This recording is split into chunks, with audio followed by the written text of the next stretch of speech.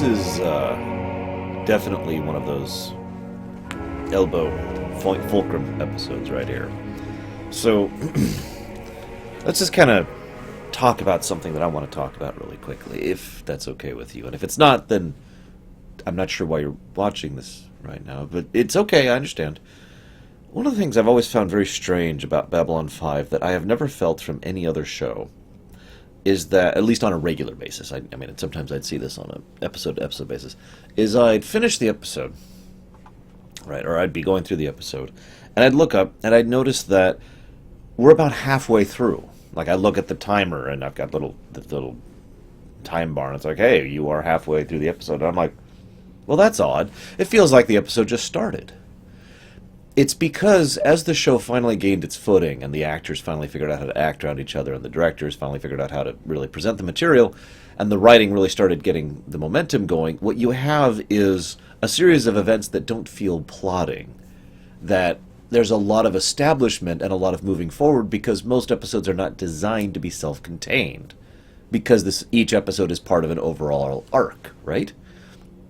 So it oftentimes feels like things have just begun when you get to, the end or halfway through an episode or whatnot. And I actually like that. It's one of the things I like most about Babylon 5. It's actually funny that I bring that up, though, because it's one of the most common complaints levied at the episode, that each individual episode doesn't stand in its own right. Even though this is a television show.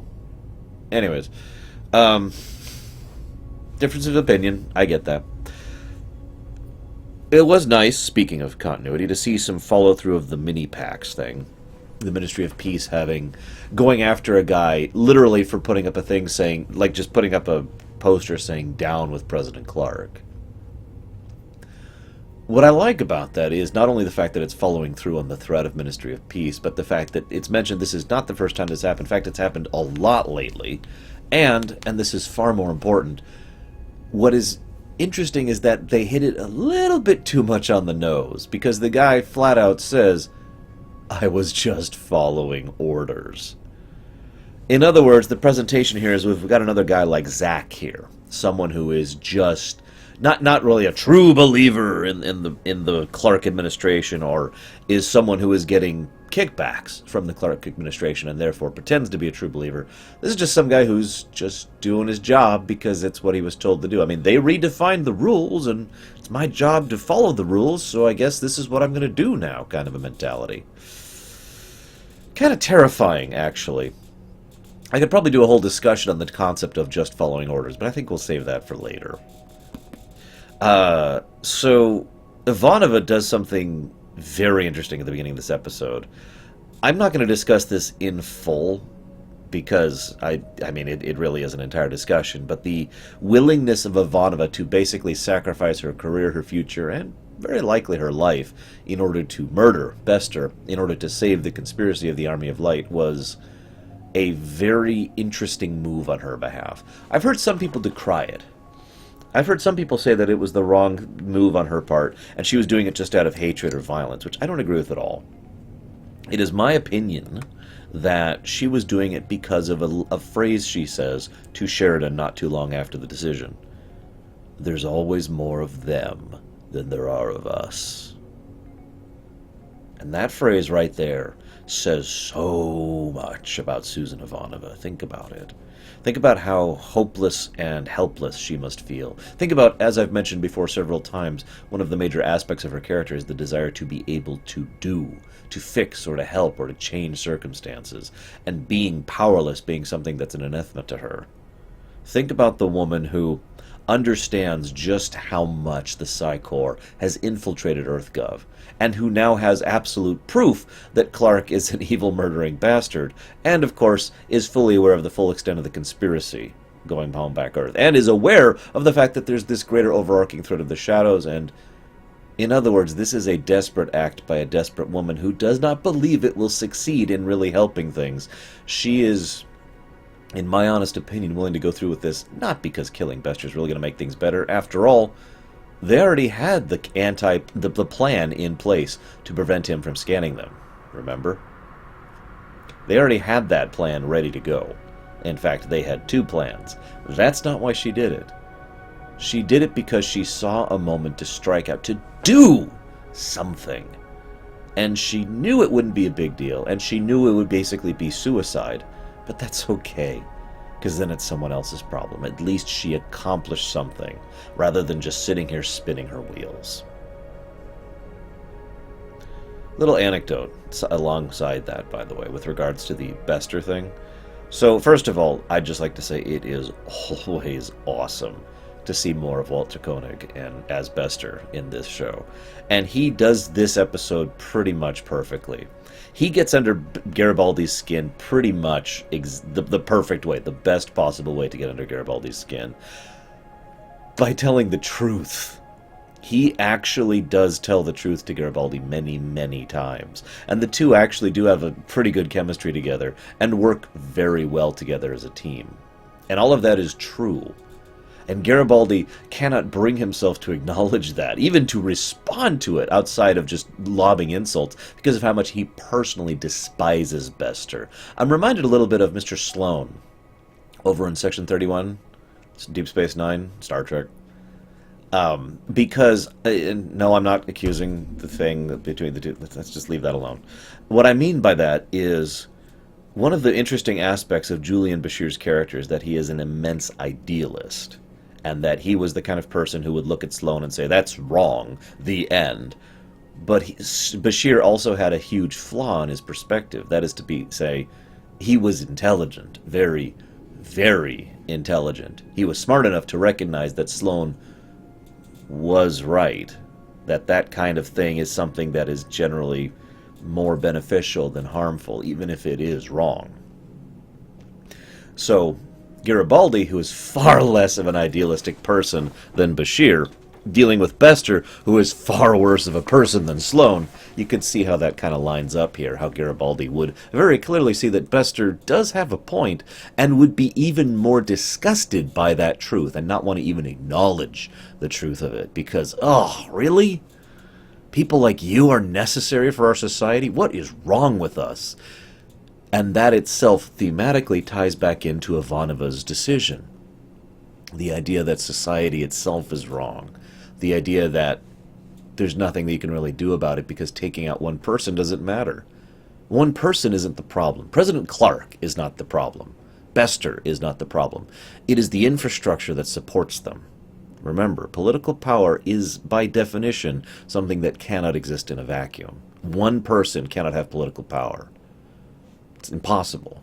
The only way for one person to have political power is to have one person with many supporting them.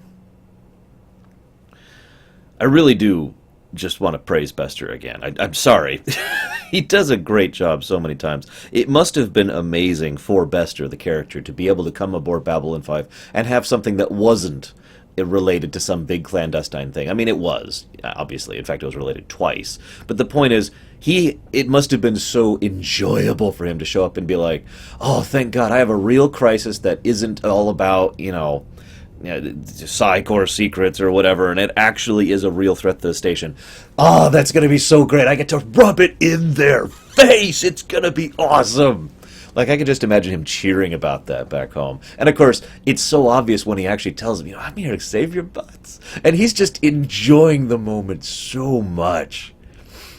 We do know, of course, that this is Psy-Corps related. They invented dust, and they wanted it out of alien hands. Duh. But the other thing that's interesting is there's this really brief throwaway line to the woman, who's actually a semi-recurring character, and if I'm not mistaken, is played by Walter Koenig's wife, about how the other business they had on Babylon 5 can wait. Given the reaction that's been happening to the Ministry of Peace lately and the seditious behavior and whatnot, it's logical that Psy-Corps would be there to scan for seditious behavior. And the fact that they were pretty much default not allowed to do so probably is related to that. Or maybe it's something else. Who knows? I also very much like the fact that it was Jacquard who was going to buy the dust. Something about that amuses me tremendously, because Bester's whole point is that this might be some horrifying threat, that aliens are going to be using this against humans.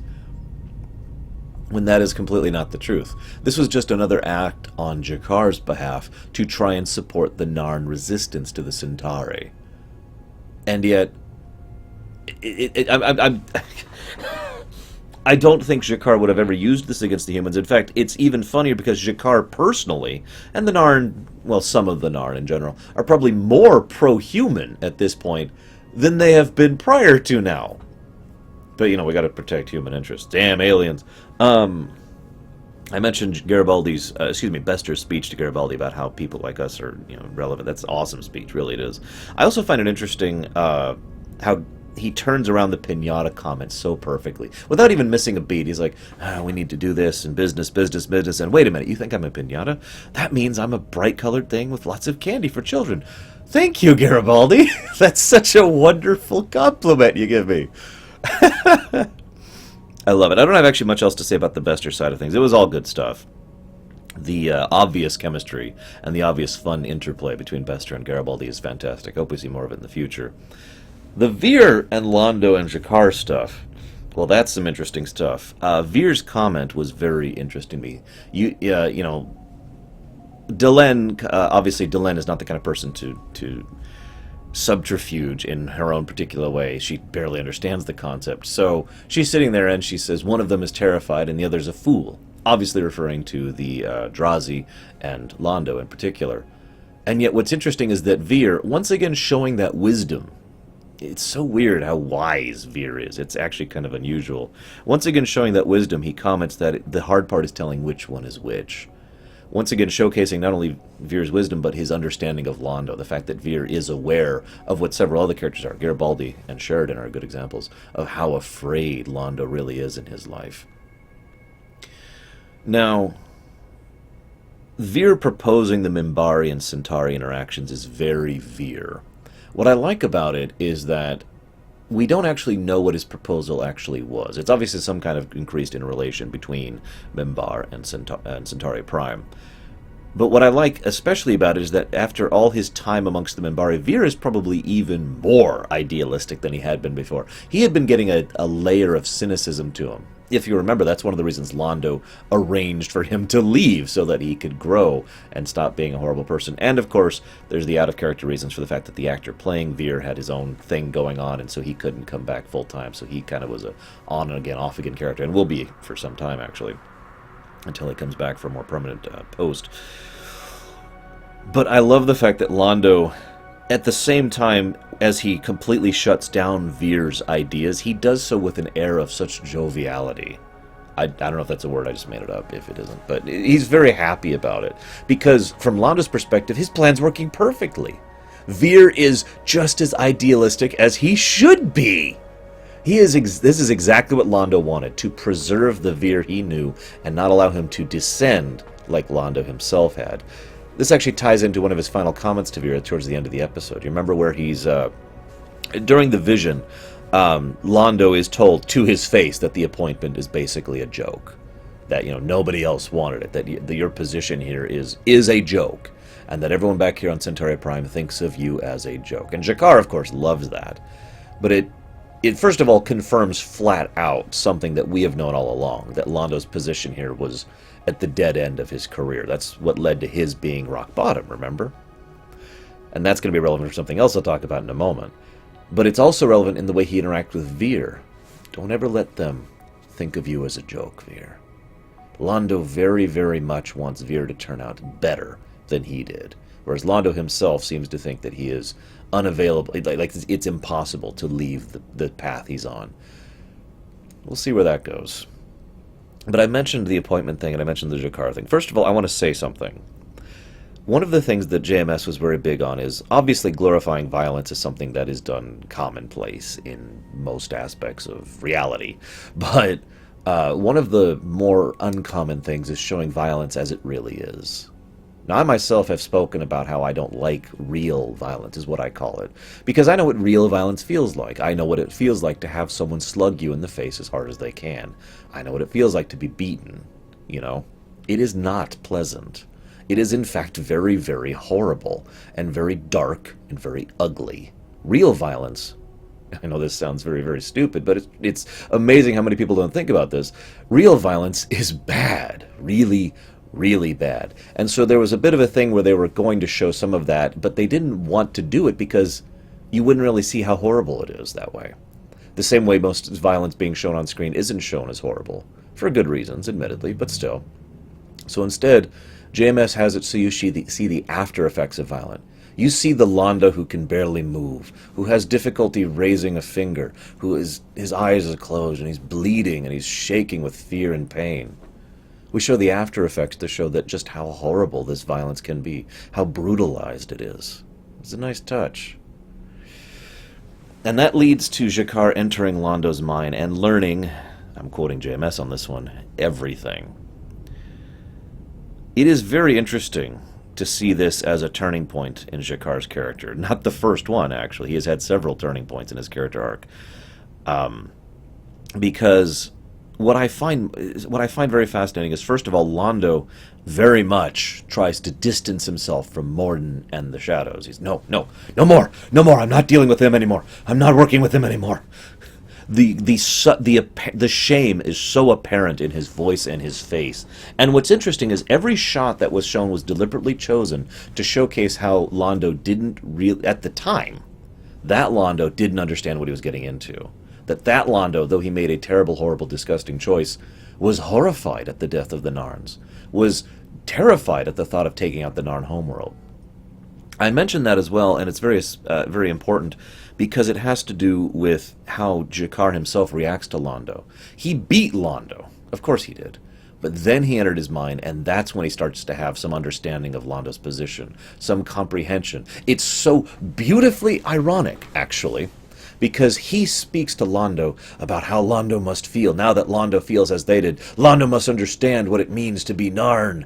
And yet, in the end, G'Kar is actually the one who understands more what it means to be Londo.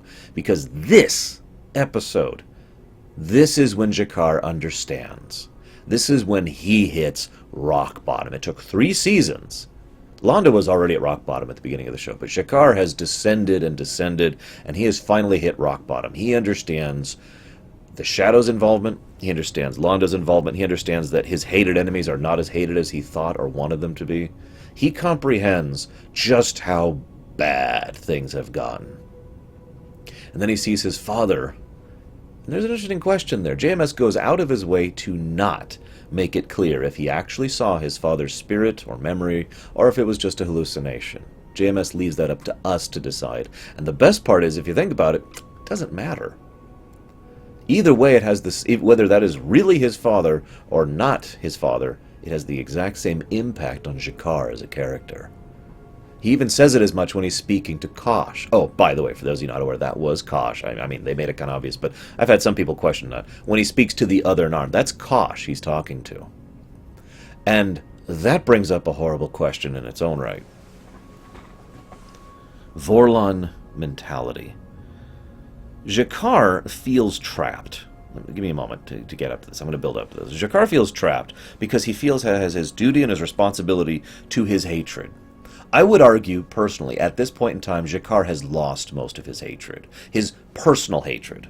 He probably still is pretty anti-Centauri, and it's logical to understand why. But a lot of that personal, I want to grind their bones into powder, sow their sand with, all that, has probably evaporated in many ways from his being. Especially after seeing the other side of the picture. Like I said, his understanding of Londo's perspective. But he feels trapped because, like his father, or his memory of his father, what is it? Live up to my name. We must continue the hatred. We must continue to be anti-Centauri. It is his duty to do so. But G'Kar doesn't really want to do that. That's been made clear several times prior to now, actually.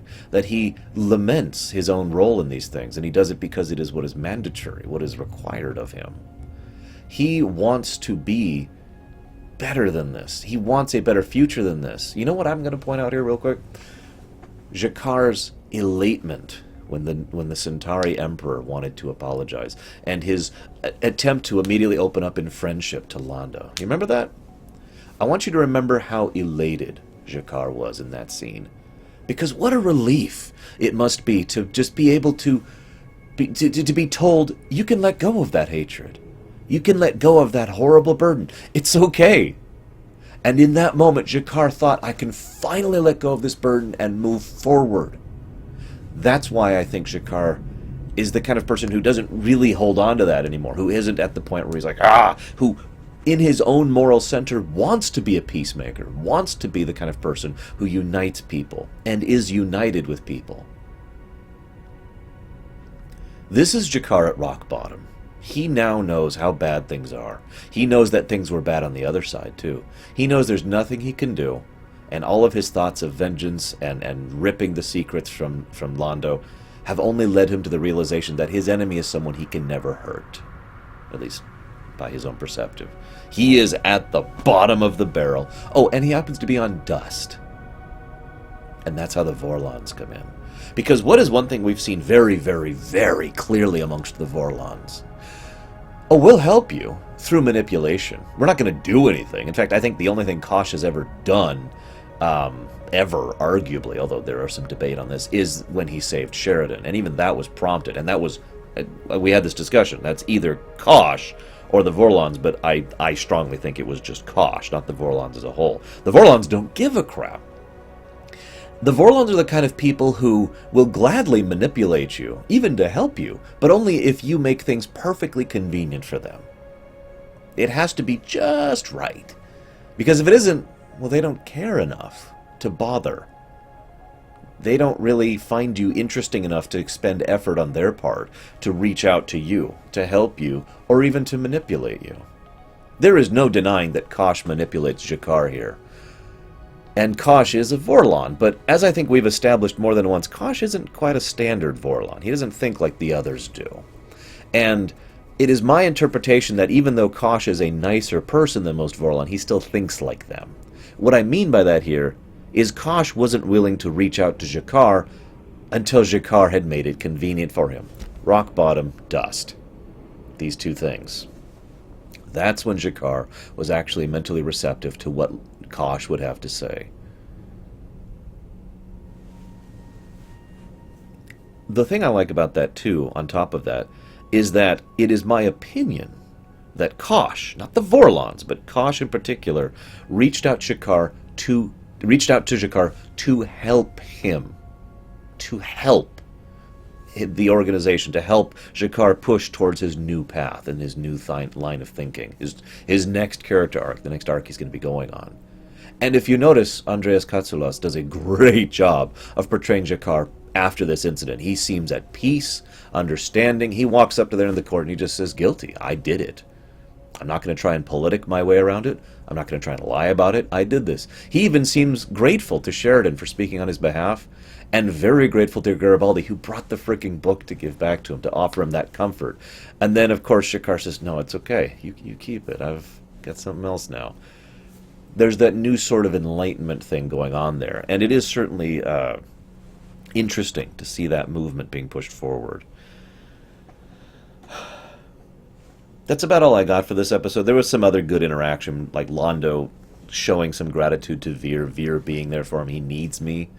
The irony of that then being that Veer is then told he has to leave that night. And it's funny because Londo then said, stay, stay. And he's like trying to encourage Veer to stay. And Veer's like, I can't. And Londo immediately says, no, that's good. That's good. You should leave. It's the two desires conflicting once again. And then that wonderful great line, don't let them think you're a joke. I like that. Anyways, great episode. I hope to see you guys next week.